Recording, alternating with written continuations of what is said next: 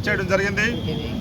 ఈరోజు ప్రధానంగా రైతుకు సంబంధించినటువంటి రైతాంగ సమస్యలపై ఆయన ఈ రాష్ట్రంలో ఏ మూలకు వెళ్ళినా రైతాంగ సమస్యలపై పెద్ద ఎత్తున ఉద్యమం చేయడం, ధర్నా చేయడం, ప్రభుత్వానికి కనీసం చేమకుట్టినట్టు కూడా లేనటువంటి పరిస్థితి ఈరోజు రాష్ట్రంలో నెలకొని ఉన్నది. ఈ శ్రీకాకుళం జిల్లాలో ప్రధానమైనటువంటి బీజేపీ ఎప్పటి నుంచో కూడా పోరాడుతున్నటువంటి వంశధార ప్రాజెక్టు, అంటే మనం అందరం గొట్టా బ్యారేజ్ అంటాం. ఇక్కడ వంశధార ప్రాజెక్టు ఈ ఎడమ కుడి కాలువలో రెండూ కూడా పూర్తిగా కూడా మరమ్మతులు లోచుకునే పరిస్థితి ఏర్పడింది. అలాంటిది ఫేజ్ 2 అని చెప్పి గత 9 సంవత్సరాల క్రితం ప్రారంభించినటువంటి ఫేజ్ 2 పనులు ఎప్పటికీ కూడా పూర్తి కాలేదు. ఈ ప్రభుత్వం వచ్చిన తర్వాత 5 ఏళ్ల నుంచి కూడా 4.5 ఏళ్ళు అవుతుంది, ఒక్క రాయి కూడా వేయలేని పరిస్థితి. మనం జలపూర్ యాత్ర అని చెప్పి భారతీయ జనతా పార్టీ పెద్ద ఎత్తున రాష్ట్ర వ్యాప్తంగా వచ్చి అక్కడ నిర్వాసితులతో పెద్ద ఎత్తున సమావేశం ఏర్పాటు చేయడం జరిగింది హిరమండలంలో. ఆ ప్రాజెక్టు గురించి మాట్లాడడం జరిగింది.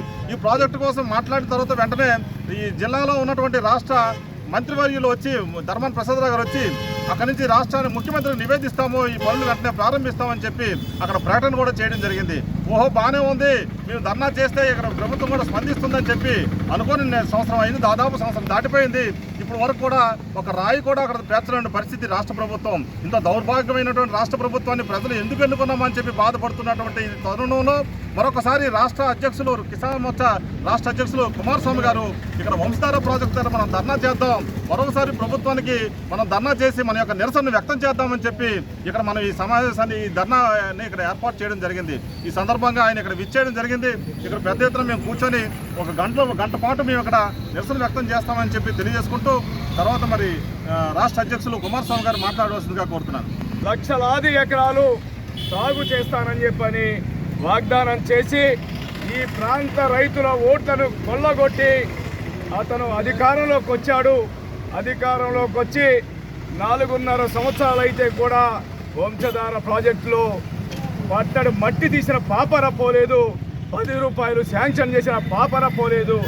ఈ జిల్లాలో ఏ నదిలో అయినా కానీ ఏ కాలువలో అయినా సరే ఒక్కసారన్నా కాలువ పూడిక తీశాడా ఈ ప్రభుత్వంలో అడుగుతాడు నేను. ఇవాళ ఈ రాష్ట్రంలో రైతులని అనేక జిల్లాల్లో నడ్డివర్చడం కాదు, శ్రీకాకుళం జిల్లాలో ఆయన నమ్మి మనం అందరం కూడా ఈ జిల్లాలో ఎక్కువ సీట్లు వారికిస్తే మనని వంశధార ప్రాజెక్టు కింద ఉన్న లక్షల ఎకరాలని వీడి భూములుగా చేసిన ఘనత ఈ రాష్ట్ర ముఖ్యమంత్రి జగన్మోహన్ రెడ్డికి మాత్రమే దక్కుతుందన్న విషయం మర్చిపోతుంటే ఇవాళ పంట ఏదో అరాకొరిగా ఎక్కడన్నా పండిన పంటని ఆ రేటు కొరకుండా బ్రోకర్లు తయారయ్యి రైస్ మిల్లర్ల దగ్గర బ్రోకర్లు తయారయ్యి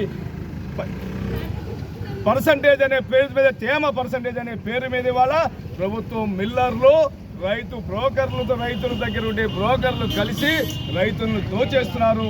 బస్తాకి కేజీ చొప్పున 10 కేజీలు 20 కేజీలు తగ్గించేసుకొని ఇవాళ బ్రోకర్లు తయారయ్యి రైస్ మిల్లర్ దగ్గర దోస్తున్నారు. ఇవాళ రైస్ మిల్లర్ దగ్గర ఉండే ఒకటి తేమ శాతం చూసే మిల్లు ఉంటుంది, మిషన్ ఉంటుంది. ఇక్కడ ఆర్బికే సెంటర్లో ఒక మిషన్ ఉంటుంది.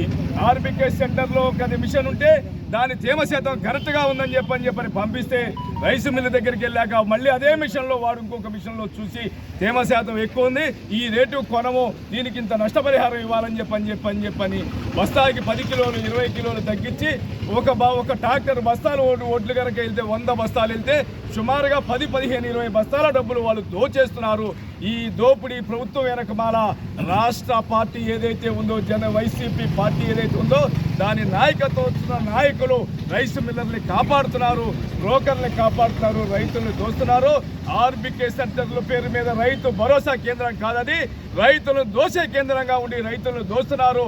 భవిష్యత్తులో కనుక ఇదే కనుక ఈ వంశధార ప్రాజెక్టును కానీ ఈ రాష్ట్రంలో ఉండే రైతాంగాన్ని కాపాడకపోతే భారతీయ జనతా భవిష్యత్తులో పెద్ద ఎత్తున ఉద్యమం చేసి ఈ ప్రభుత్వం ఏదైతే మంత్రులు ఉన్నారో ఇరిగేషన్ మంత్రి కానీ వ్యవసాయ మంత్రి కానీ ఎక్కడ కూడా చేను మునిగిపోయినా ఎండిపోయినా ఎక్కడ కూడా రోడ్డు మీదకి ఒక్కసారి వాళ్ళకి రాలా. అధికారులు సైతం ఇవాళ ఇరిగేషన్ కానీ అగ్రికల్చర్ కానీ ఏ మంత్రి కూడా కాదు, ఏ అధికారి కూడా రోడ్డు మీదకి వచ్చి రైతులను పలకరించిన పాపాన పోలేదు. భవిష్యత్తులో ఇదే కనుక కొనసాగితే పెద్ద ఎత్తున భారతీయ జనతా కిసాన్ మోర్చా ఆంధ్రప్రదేశ్ శాఖ రైతుల పక్షాన నిలబడి రాజకీయాలకు అతీతంగా రైతులను సమీకరించి పెద్ద ఎత్తున ఉద్యమం చేస్తుంది. శ్రీకాకుళం రైతాంగానికి ఒక కోరిక కోరుతున్నా నేను, అయ్యా రైతులారా, ఈ స్వతంత్ర చరిత్రలో ఈ రకంగా రైతులను వచ్చిన ప్రభుత్వం మరొకటి లేదు. ఈ ప్రభుత్వాన్ని దించాల్సిన అవసరము రైతులకు కట్టుకోవాల్సిన అవసరం ఉంది. దానికోసం రైతులందరినీ చైతన్యపరిచి రాబో రోజుల్లో ఈ ప్రభుత్వం దిగిపోయే వరకు కూడా భారతీయ జనతా చేస్తాను నేను.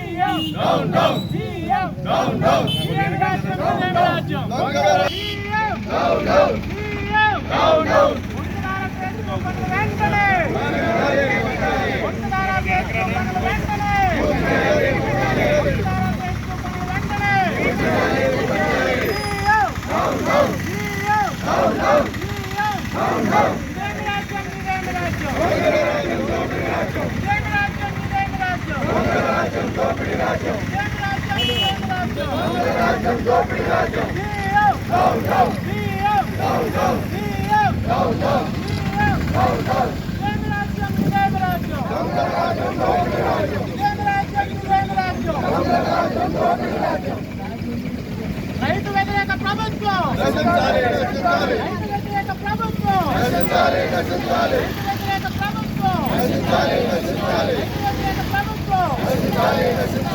వ్యతిరేక ప్రభుత్వం,